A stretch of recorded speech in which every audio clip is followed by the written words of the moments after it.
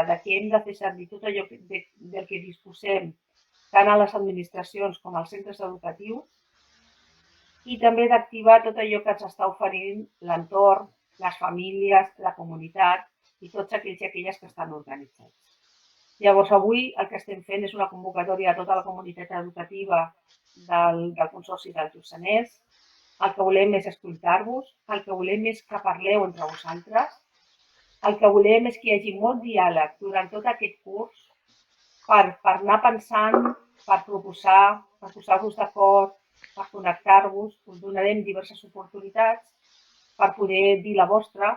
Avui comença aquest és el primer moment en què us donem veu perquè pugueu dir què és allò que esteu sentint en quant a necessitats i també en quant a propostes que vosaltres penseu que podrien ajudar a millorar la situació. He deixat una frase que em sembla molt interessant de la Heather Weiss, que és la directora de la Harvard Family Research Project, són dels més experts del món, treballen amb famílies, és el seu camp, i ella diu que per promoure els aprenentatges no hi ha prou amb un recolzament o una estratègia. Es requereix multiplicitat de comportaments i pràctiques familiars, institucionals i comunitàries. Entenc que aquesta frase resumeix perfectament allò que volem fer amb el disseny d'un pla local d'educació. Què necessitem? Doncs necessiteu que innoveu, que es faci innovació social, perquè tal com he comentat, hi ha molts límits en les possibilitats que ofereixen les administracions. El nostre país porta dècades de retard respecte a la implantació de l'estat del benestar i ja comencem a abandonar-lo i a no tenir prou recursos per poder solucionar els problemes que tenim. Llavors, no hi ha una altra, començar a pensar d'una altra manera i dissenyar estratègies entre tots i totes. Clar que l'administració podrà fer coses, podrà redirigir els seus pressupostos, podrà ser creativa a l'hora de cercar recursos, de demanar una subvenció, però no serà suficient per respondre tot allò que vosaltres necessiteu. Llavors, avui us demanem que innoveu junts i juntes, que penseu d'una manera diferent i us donarem recursos perquè ho pugueu fer. Innovació social, us he posat 3 definicions, com aquesta presentació la podreu compartir amb altres companys, companyes de les vostres organitzacions, doncs podreu una mica explicar què és això que s'està esperant de nosaltres, que ja ho esteu fent, que amb tot el que ha explicat en Josep, realment és un orgull sentir tot el que esteu fent amb tan pocs recursos com els que disposeu a la vostra comarca.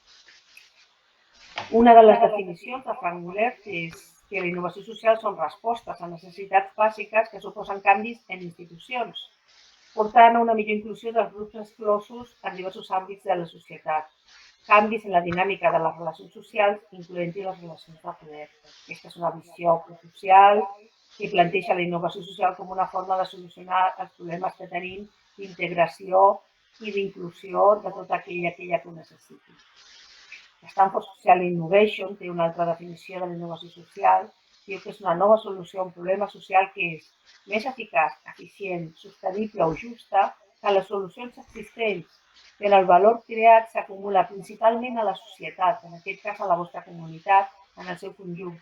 En lloc de fer-ho en individus particulars, el valor està en tot allò que som capaços de fer junts i serem capaços d'arribar molt més lluny, com sempre diu. L'Organització Nesta, que també és una organització especialitzada en innovació social, diu que són nous productes, serveis i models que satisfan necessitats socials amb més eficàcia que les alternatives i que alhora creen noves relacions socials, que això també és important. De vegades no és important el que aconseguim, sinó que estem junts i que aquests lligams són els que ens permeten desenvolupar solucions als problemes.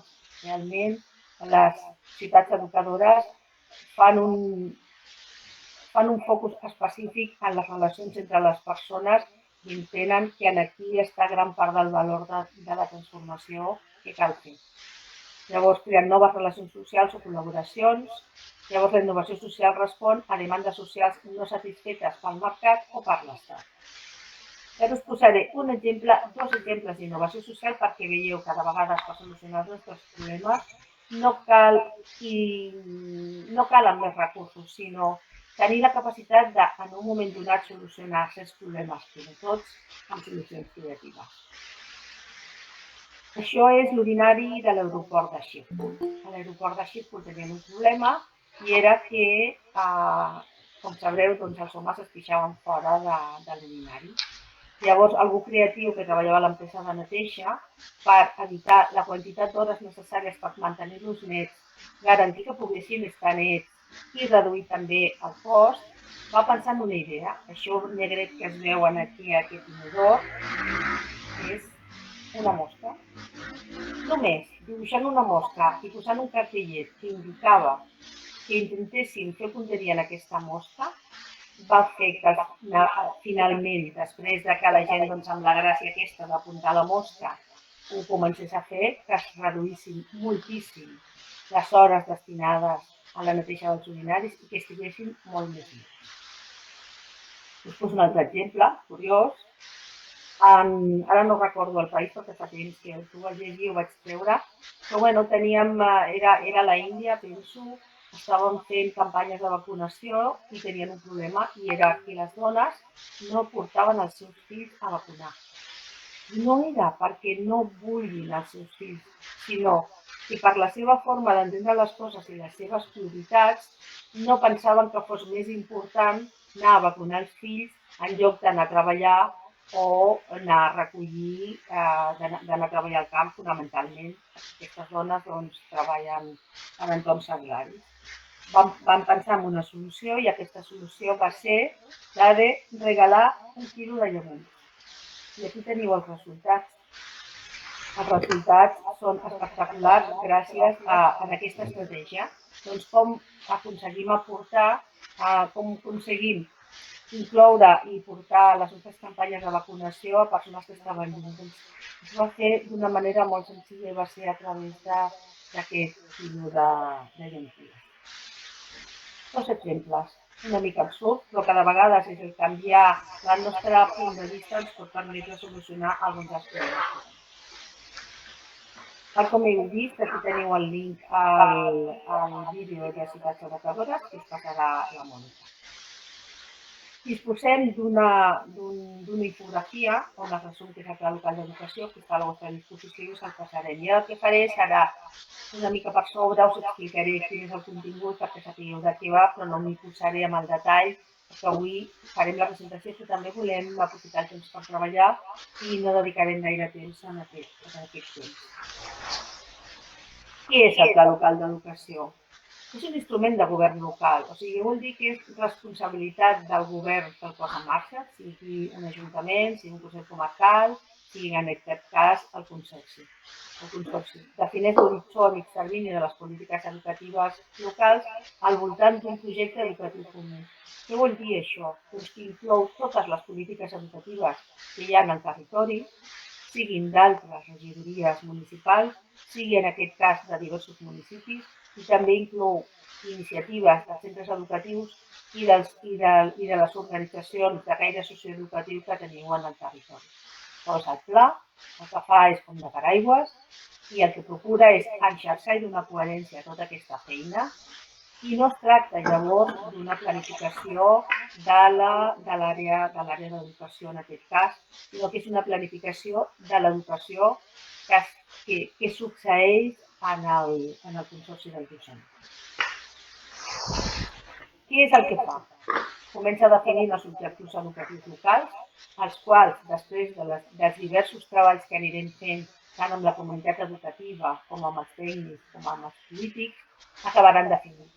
Llavors, quan es tinguin clars quins són els objectius educatius, serà més fàcil establir quins seran els eixos i quines seran les línies estratègiques que es treballaran. Ens presentem un marc molt ample, és un marc de màxims per donar-vos l'opció que vosaltres pugueu definir què és allò que considereu prioritari i no podreu abastar-ho tot. Llavors caldrà concretar i dedicar-se específicament en allò que considereu més important. El que fa és que endreça, vertebra i repensa totes les polítiques existents. Llavors això vol dir que hem de mapejar tot el que tenim.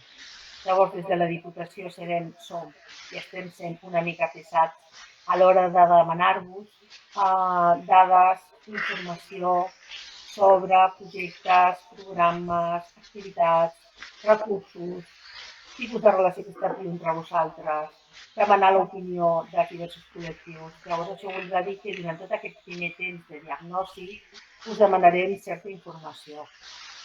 Entenem que pot ser una molèstia, no?, que comencin a demanar dades, informació de què feu, com ho feu, com us esteu organitzant, però això ens permetrà després poder dissenyar, us permetrà, perquè no farem nosaltres, estem acompanyant, és una feina que desenvolupareu tècnicament i amb totes les organitzacions que hi ha, doncs haureu d'endreçar-ho i construir aquest pla que finalment us sortirà, no? Ja veureu una mica, ara us explicaré com funciona el tema dels mapes. També vull connectar diferents agents educatius. Sé que esteu molt posades en tot això, que teniu unes connexions excel·lents, però bueno, es tractarà d'analitzar si hi ha algun àmbit en el qual cal millorar aquestes connexions. El que sí que farem serà mapejar per saber com esteu, com funciona tot i que us permeti redissenyar certes accions o propostes. Articular els temps i espais educatius, això vol dir que connecta el dins, fora escola, i també els diversos temps que hi ha dins de les escoles i també amb l'entorn. Llavors el que vol fer és donar resposta als reptes que estem escoltant ara plantejats en el context, que sortirà el disseny de pla local d'educació. Com estem fent avui, es treballarà i es treballa amb la participació dels agents socioeducatius, comunitat, els tècnics, també es compta amb els tècnics de serveis supramunicipals, avui tenim el grup de la Generalitat, els centres educatius també són treballadors de la Generalitat, encara que estiguin als centres i molt arrelats. Llavors el que hem de fer és poder connectar d'una manera més eficaç els diversos àmbits de treball que hi ha. Hi ha processos d'escolta a famílies, infants, adolescents i joves, i llavors en aquest sentit el que esperem és que col·laboreu amb nosaltres quan arribi el moment de fer l'enquesta.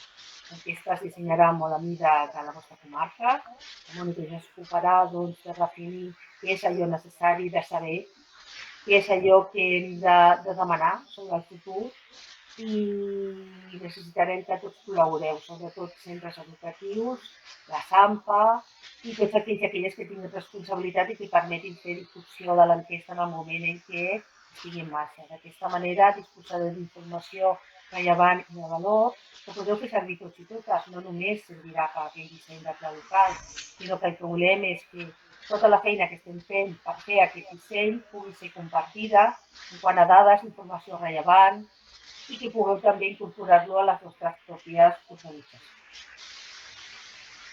Ho fem, hi ha una etapa de definició i diagnosi, estem en aquest moment aquí, a l'etapa de definició, hi ha un moment polític en el qual estem demanant als responsables del consorci que diguin quines són les seves prioritats i objectius i que facin un encàrrec polític clar. També hem demanat que demanin a totes les organitzacions que tenen alguna cosa a dir a la vostra comarca quins són els seus objectius i quins són els seus reptes. Perquè si tenim la capacitat de connectar espais que es puguin estar desconnectats, podem fer accions molt més eficaces i sobretot significatives per tothom. El centre de recursos pedagògics té uns objectius els quals sol no pot. Els centres educatius, la SAMPA, algun tipus d'organització o associacions que siguin rellevants, doncs si tot això ho escoltem, ho connectem i ho analitzem, segur que trobarem elements de connexió que ara per ara no estan activats. I això ens permetrà també fer una millor connexió dels centres educatius amb l'entorn i les oportunitats que ofereix. Tot i que sé que esteu molt bé, que heu fet un gran pla local d'educació, un pla territorial fins al moment, però el que volem és anar una mica més enllà doncs, amb l'ambició de millorar els processos que ja teniu endavant. Llavors es fa de diverses maneres, ara us explicaré com funciona el tema dels mapes. A continuació, un cop es faci aquesta definició i diagnosi del vostre pla local d'educació, arribarem a la fase de disseny on us tornarem a cridar que torneu a participar i digueu la vostra. Llavors és un moment en què cadascú des del seu àmbit i en una dimensió concreta podrà fer aportacions de valor per acabar definint i prioritzant els eixos i línies de treball.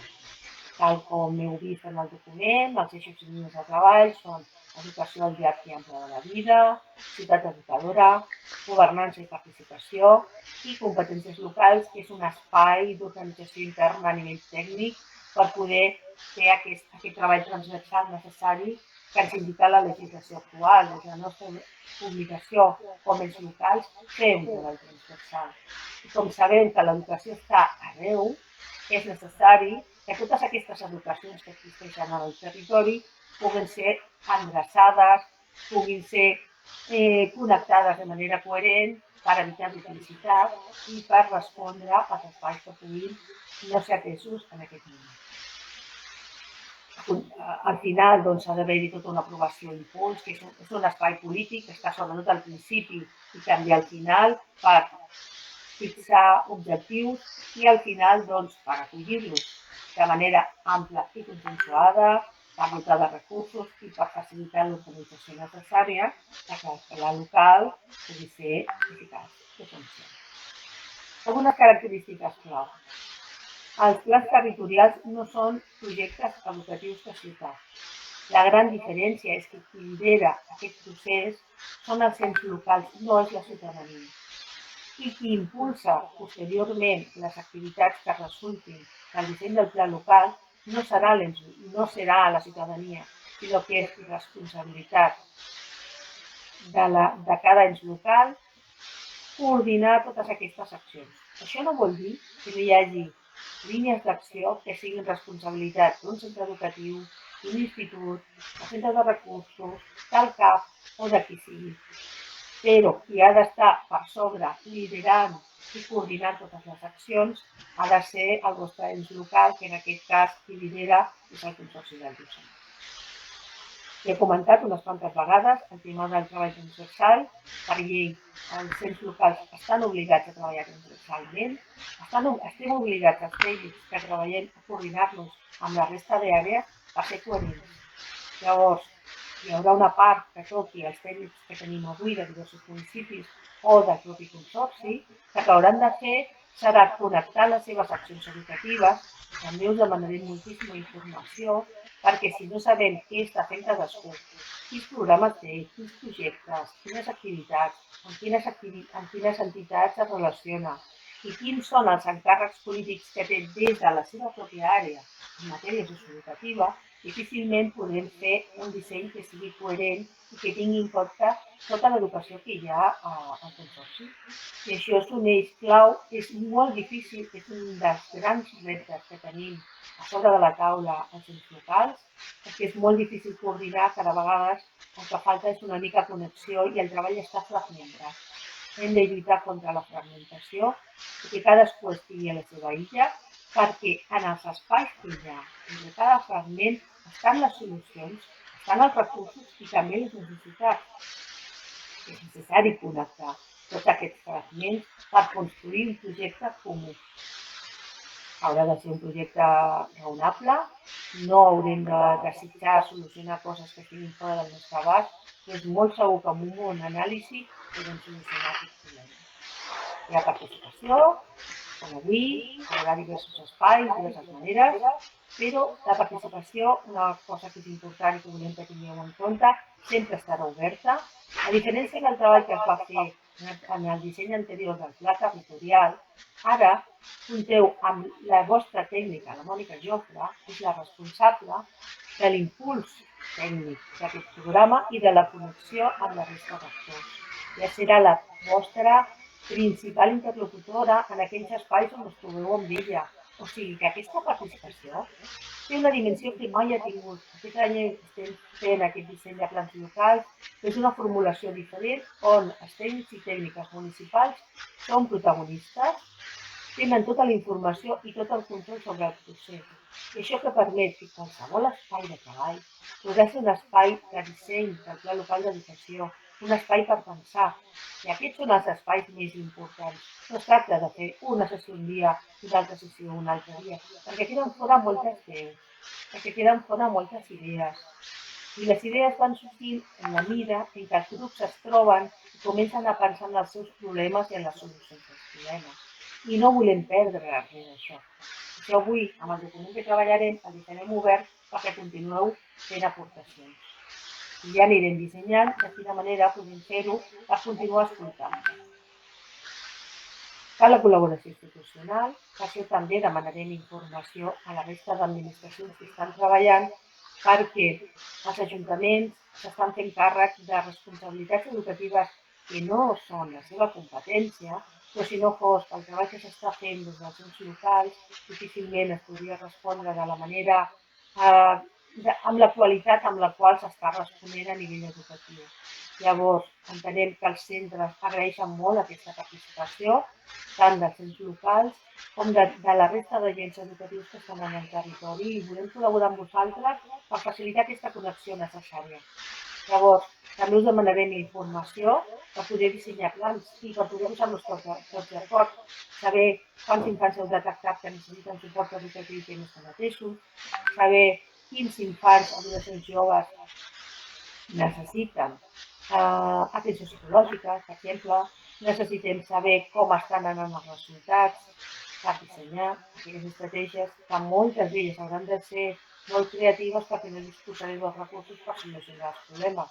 Com per exemple el tema de la postobligatòria en el vostre territori, que no té solució perquè no teniu transport adient per garantir una bona educació postobligatòria. Però heu de pensar junts en solucions molt creatives perquè tenim recursos absolutament limitats. Aquest és un exemple perfecte per il·lustrar una gran necessitat dels vostres joves que no s'està cobrint actualment. Llavors, la vida es pot fer entre tots i totes per pensar-nos millors solucions. Això encaixa en el treball en xarxa entre tots els agents que han de cooperar per fer aquesta teranyina, no? Que vagi agafant tot allò que pugui quedar deslligat perquè ningú quedi fora. Cal un compromís i consens polític. Aquest és un projecte que ha de partir dels vostres plans d'acció municipal, amb coses que ja estiguin definides. Cal consens polític perquè aquest pla que ara s'impulsa és responsabilitat dels equips de govern que hi hagi a cadascun dels municipis, dels nostres 13 municipis, però quan hi hagi eleccions, el pla local, el pla territorial educatiu estarà viu i caldrà que els polítics que entrin estiguin absolutament d'acord amb tot el que s'ha fet, o sigui que és absolutament imprescindible el treball d'aquests cursos. Hem passat de temps, esperem poder-lo solucionar. Ara estem treballant al mapa de visions. Hi ha un mapa d'indicadors, ja ho he comentat, un mapa de polítiques educatives, ja ho he comentat també. Avui estem aquí en el mapa de visions dels agents socioeducatius i volem escoltar les vostres necessitats i les vostres propostes. Recollirem l'encàrrec polític, que ja té la Mònica té el document per poder-lo recollir. També necessitem saber quins són els objectius i reptes dels òrgans de governança, consells d'infants, consells escolars de centre, organitzacions socioeducatives que tinguin uns objectius clars. Per exemple, si tenim una societat d'ornitologia, hem de connectar aquesta societat amb els centres educatius i convertir això en un recurs de valor, i això també facilita que les organitzacions puguin tenir una altra dimensió de treball que fins ara no tenim. Recollirem la visió dels actors en tot aquest tipus d'activitats i també la visió tècnica que estarà en una altra sessió. Com continuarem? A continuació el que farem serà el disseny amb la participació dels agents socioeducatius. Participació vol dir participació, no vol dir que sigui vinculant. El pla local d'educació, el pla territorial d'educació haurà de ser un document que reculli propostes vostres, però també hi haurà espais on hi haurà una priorització de caire político-tècnica on es definirà què és allò que es pot fer i què cal fer, donat que és un projecte d'impuls local, d'impuls de l'ens local. I s'ha de reservar aquesta capacitat de prendre decisions. I vosaltres tindreu el vostre espai, però aquesta seria la diferència amb un projecte educatiu de poble o ciutat. A continuació, esperem que estigui tot tancat els mesos de juny, juliol, amb l'aprovació dels diversos ens locals i amb l'acollida que facin els diversos òrgans de governança que teniu al municipi, i permetria que el curs proper es puguin començar a dissenyar nous pressupostos per l'any, seria com finalitzarem el 2022, pressupostos de 2023, i plans de treball que potser, depenent de com aneu, els que vagin per cursos, que puguin començar a incorporar algunes de les activitats que hagin estat aprovades en el Pla Local d'Educació, algunes organitzacions que també ho puguin incorporar. Si tenen una organització anual, doncs a partir del gener que es puguin començar a implementar accions. Però en el curs això, 2022-2023. I vosaltres estareu implicats, perquè si, per exemple, hi ha alguna acció on lidera un tècnic de joventut, estareu implicats o implicades aquells que tingueu a veure amb aquella acció que s'hagi aprovat. En general, què us vindrà? Necessitarem l'encàrrec polític i els objectius educatius, tal com hem comentat, i a cadascú li demanarem tota aquesta informació de manera endreçada i finalitzarem entre el mes de febrer, ja voldríem tenir finalitzada tota aquesta recollida d'informació. Que participeu a 2 sessions de treball, a la sessió de diagnosi una i a la sessió de disseny una altra. I ara després presentacions i tal, és una altra qüestió. Que col·laboreu en la recollida d'informació, és vital, és clau. Hem de saber coses més internes per saber de què disposeu i què us falta. Ja ho veureu, hi ha una sèrie de mapes de recollida d'informació. Podríem haver recollit les dades globals, però llavors no sabíem quina és la situació específica de cada centre educatiu.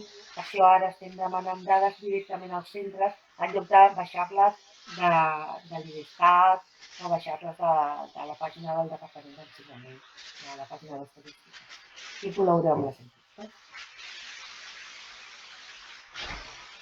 Anem malament de temps. Ara us explicaré i procuraré explicar una mica per sobre. Les 4 dimensions ho teniu en el document, són l'educació al llarg i ample de la vida, la psicoeducadora, governança i participació, i dimensió 4, que no la veureu, que té a veure amb competències i corresponsabilitat educativa, i això afecta els tècnics i tècniques municipals que hi ha en el vostre territori, que faran la seva pròpia planificació interna per garantir la transversalitat a les accions. Les dimensions són aquestes. I us l'aniré mostrant una miqueta per sobre perquè tingueu una mica una idea i comenceu a pensar on voleu fer aportacions fonamentalment per poder implicar-vos des del vostre espai. L'educació al llarg i ample de la vida conté 5 dimensions, que és la primera infància, on hem inclòs bressol i educació infantil de segon cicle per treballar d'una manera continuada i per treballar aquesta etapa vital d'una manera global i no trencar la globalitat de l'etapa d'aquests primers 6 anys de la vida. Hi ha una segona etapa, un segon eix, que és el d'infància, on veureu les edats estan, la de 0 arriba fins als 6 anys, la d'infància comença als 5 per treballar la connexió de les etapes d'una manera més coherent i per poder treballar aquestes connexions entre diversos eixos i que no quedin separats com ara en aquest cas es mostren, no? S'aniran solapant sempre. També hi ha un solapament en adolescència perquè aquest treball en nuclis de primària i arriba fins als 29 anys per permetre que es puguin incorporar les accions que es planteixen des de joventut, donada que aquest és la franja d'edat en la qual treballen. Hi ha un quart eix, que és el d'educació i criança dels fills i filles. Hem pensat que sempre apareix el tema de les famílies i el recolzament i tal, i cal desenvolupar en condicions i amb espai propi l'educació i criança dels fills i filles, perquè d'aquest eix central depèn el desenvolupament de la resta, sobretot fins a l'edat jove en el qual ja s'independitzen els fills i filles. Hi ha una cinquena etapa, que és l'adultesa i vellesa. No hem separat l'edat adulta de la vellesa perquè entenem que hi ha adults que ja formen part de la vida de la tercera edat i necessiten un altre tipus d'activitat, i gent que formaria part del grup de vellesa està absolutament activa, llavors no volem fer grans diferències entre aquests àmbits, el que no vol dir que no s'hagin de fer mirades específiques a l'adultesa i a la vellesa des de les seves característiques pròpies. I això està desenvolupat a les línies de treball. Silencio ciutat educadora. Els principals eixos són l'accés a la informació i la comunicació, que és tot allò que la ciutadania té a la seva disposició. Hi ha un altre espai on treballem la informació i la comunicació que té a veure amb la gestió i la planificació per aconseguir que l'accés a la informació i la comunicació sigui real. Hi ha un segon gran àmbit, que és el de benestar i salut. Aquí es podrien incorporar les propostes, i es podrien no incorporar, es podrien connectar les propostes que vinguin del CAP i d'espais de salut, tècnics i tècniques que estiguin treballant salut, centres educatius que treballen alguna línia de salut, i seria aquest l'espai on es podrien trobar els diversos àmbits per fer accions específiques que estan desenvolupades a les línies de treball que teniu en el document que us ha lliurat la Mònica. El tercer espai és l'espai públic educatiu. Això té a veure amb les places, els parcs, la característica educativa que té la ciutat en si mateixa per permetre que es pugui desenvolupar adequadament la vida als pobles i ciutats. Un dels exemples de línia de treball serien els camins escolars. I jo entenc que haurien de ser camins escolars i per la bellesa, donat que haurien de ser espais que permetessin que hi hagi molta gent i que estiguin adequats i que respectin les necessitats de les diverses edats. Tenim un eix, que és l'impulsió de cohesió social, ja parla per si mateix, l'identitat local i el sentiment de pertinença, i ha d'estar ben coordinat amb l'eix 4, perquè de vegades treballar molt el sentiment de pertinença fa que aquell o aquella que no tingui les característiques que té la població que acull a un nou ciutadà el pugui excloure. Llavors, cal combinar de manera coherent i adequada aquest sentiment de pertinença i la inclusió de la diversitat que existeix en els territoris. Hi ha un apartat específic per l'associacionisme i l'accés a la cultura i al lleure. Aquí totes les entitats i organitzacions poden trobar un espai que permeti connectar amb la resta d'àmbits que teniu en el territori. I un altre específic per desenvolupar projectes relacionats amb la sostenibilitat. La dimensió governança i participació, el que recull és la gestió de la informació i comunicació, com us he comentat. Per què? Perquè no basta amb posar a disposició la informació, sinó que s'han de dissenyar estratègies que siguin útils i que funcionin. Una de les estratègies importants en aquest sentit, i ja ho veureu, serà estimular les figures de prescriptors, de figures prescriptores, que tothom disposi de tota la informació per garantir que qualsevol persona tindrà algú que tindrà la capacitat de recomanar-li allò que necessita o allò que busca.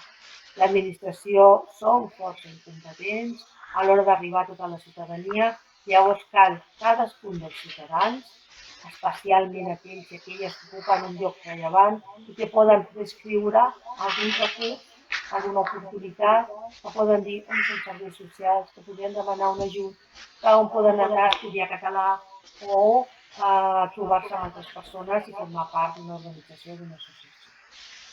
De la mateixa manera, en aquest sentit, hi ha una altra organització que us proposem i és que tots aquells i aquelles que siguin agents socioeducatius i que estiguin implicats directament en el disseny i en el desenvolupament del pla local, del pla territorial, sereu agents del pla local.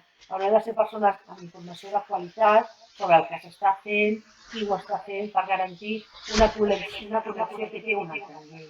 Diferent en la que sigui prescriptor, hem de facilitar que hi hagi persones, farmacèutics, l'oficina d'informació, treballadors de l'Ajuntament en general, persones que estan a prop de la ciutadania i que han de ser aquests prescriptors que s'ocupin de dir què és el que necessiten.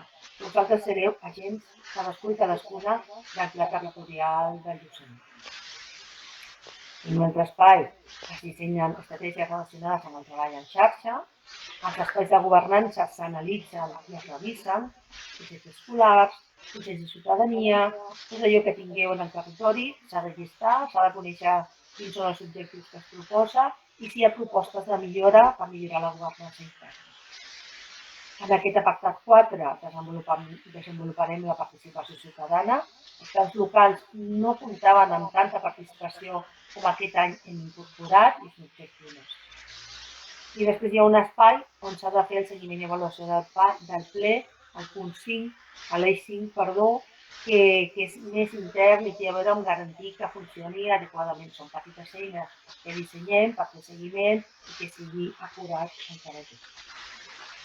Dimensió 4 és una dimensió interna a nivell tècnic entre tots aquells i aquelles que estan treballant als diversos municipis i llavors s'organitza la informació relacionada amb els centres propis com l'escola de música i la relació amb els centres de primària, tot el que té a veure amb accions que es fan que impacten en l'organització educativa, tot allò que té a veure amb programes educatius que cal alinear, el que té a veure amb la dotació i aportació de recursos als centres i altres qüestions de gestió general per facilitar que sigui coherent la feina que es fa i per analitzar on sobra, on falta i que es pugui ajustar millor tot el que